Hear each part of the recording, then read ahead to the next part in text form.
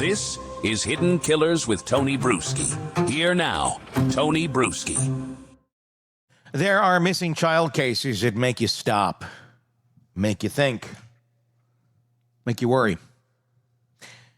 And then there are cases like this, cases where you don't just worry about the child, you worry about what kind of psychological firestorm the child was living inside before she vanished.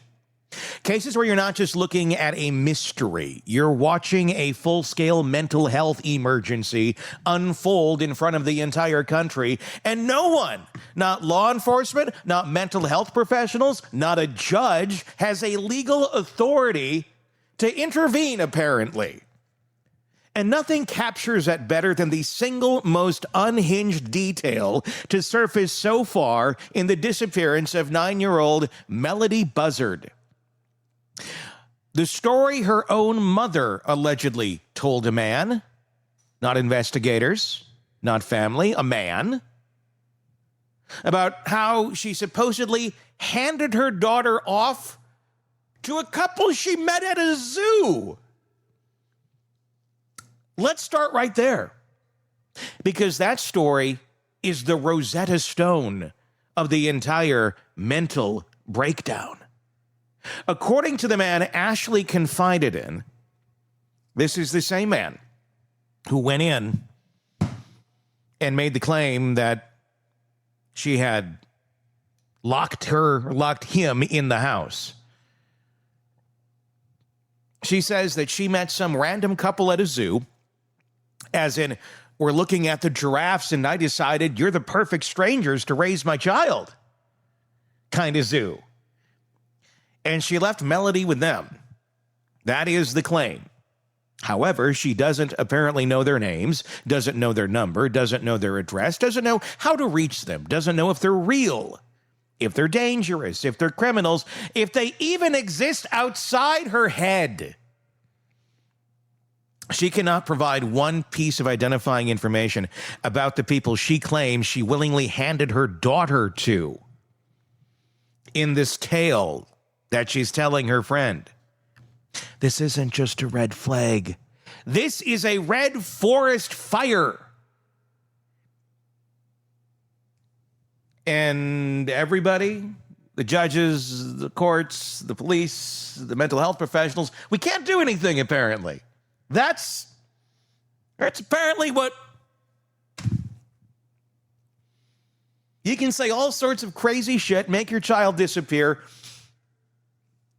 start loading up a U-Haul, make a shrine to your daughter, even have a little fake version of her. Oh, we're getting to that. You're like, what? No, it's not coming from my head. That's coming from her head. It's coming from what her friend allegedly saw in the house.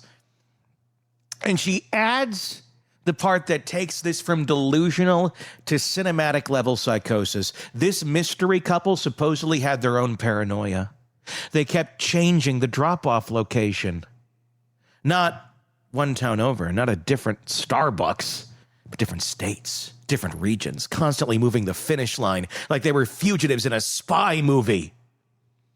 And Ashlee reportedly went along with all of it. No questions, no verification, no common sense. You can kind of tell that by her makeup. Anyway, she's driving across multiple states, chasing strangers who want her 9-year-old, but can never quite decide where they want to meet her. They can't settle because the government is supposedly following them. That's the story she tells. That is the narrative she floats as if normal, as if it's reasonable, as if it's just another parenting decision. This isn't a lie designed to fool anyone. This is a woman whose reality is collapsing like a dying star, pulling every story, every detail, every chunk of nonsense into its gravity well. And then because her mind cannot support even that level of fantasy consistently, she contradicts herself in the same breath, according to the friend, in the same conversation. She apparently says she gave Melodee to the zoo couple, and when the man asks where, she snaps, "How do you know I left them in Utah?" The location, which she just suggested moments later, suddenly becomes an accusation. How dare you know what I'm imagining? That's not deception. This is cognitive fragmentation. That's a mind that can't hold on to its own storyline for more than 5 minutes. And then comes the next wave, the fake plate admissions, because she didn't just tell this man about handing her kid to zoo strangers. She allegedly told him to order fake license, or how to order fake license plates. She's got a guy. Where to get them, how to make them look real. She said she had swapped plates before. She told him she could help him get fake ones if he needed them. And then, like a sick punchline, the FBI independently confirmed she had swapped plates on the actual trip with Melodee. The Malibu went out with a California plate and popped up in multiple states with a New York plate that had nothing to do with the car. Then came home wearing the original tags again. This is the cocktail. Paranoia plus planning plus delusion plus execution. A truly dangerous combination. But the psychological unraveling doesn't stop there. But wait, there's more. Walk inside her house, and now we're stepping directly into the horror show phase of this case. The man who spoke with her describes seeing a pillow dressed in Melodee's hoodie and pants. A small pillow arranged and clothed like a body, and around that pillow, photos. Ripped off missing posters. The posters people put up begging for information, desperate to help find Melodee, and instead of hanging them, instead of cherishing them, instead of using them to mobilize the community, Ashlee has allegedly pulled the photos off and has arranged them around the dummy on her couch. This is not a shrine of hope. This is not a memorial. This is psychological decomposition. This is a mother interacting with a symbol because the truth about the child is too destabilizing to face. Then there's her emotional volatility, her paranoia, the wild accusations. She tells the man he's not a legal document assistant, not a paralegal, not even the person he says he is. She says he's undercover law enforcement. She says her house is bugged. She cries, she laughs, she cries while laughing, a roller coaster of affect that has nothing to do with reality and everything to do with internal chaos. This is the moment any trained clinician screams internally, where is the psychiatric intervention? But the answer is chilling. They can't intervene. She hasn't crossed the legal threshold because in our system, you have the right to be deeply, catastrophically mentally ill as long as you don't commit a provable crime in front of someone with authority. And then the digital purge starts. She's allegedly claiming that she's deleting her Amazon account, her email, her bank account. She says they're all being hacked. She says she's being traced. She says she's being monitored. This is the point where you're no longer dealing with someone who's merely unstable. You're dealing with someone actively trying to erase themselves from the grid. And that's when she hands him copies of her keys, house keys, storage unit keys, tells him she expects to be arrested soon, tells him she wants him to empty her house and her storage when it happens. That is the behavior of someone waiting for the other shoe to drop, not someone who just left her daughter with a perfectly safe mystery couple she met between the zebras and the concession stand. Then there's the box cutter confrontation, the only criminal charge she briefly faced. The man says she blocked his exit, locked the door, stood between him and the way out while holding an open blade. He says repeatedly, "I'd like to leave now, please. I'd like to leave now," 3 times. Calm voice, controlled. You can almost hear the survival instinct kicking in. And somehow, unbelievably, the judge listened to the audio and said, "Yeah, I don't hear imprisonment here." Dismissed the charge. Pulled the ankle monitor off and sent this woman back out into the world. And as soon as she gets home, she starts packing. Not clothes, not small bags, boxes, appliances, U-Haul loads. Packing.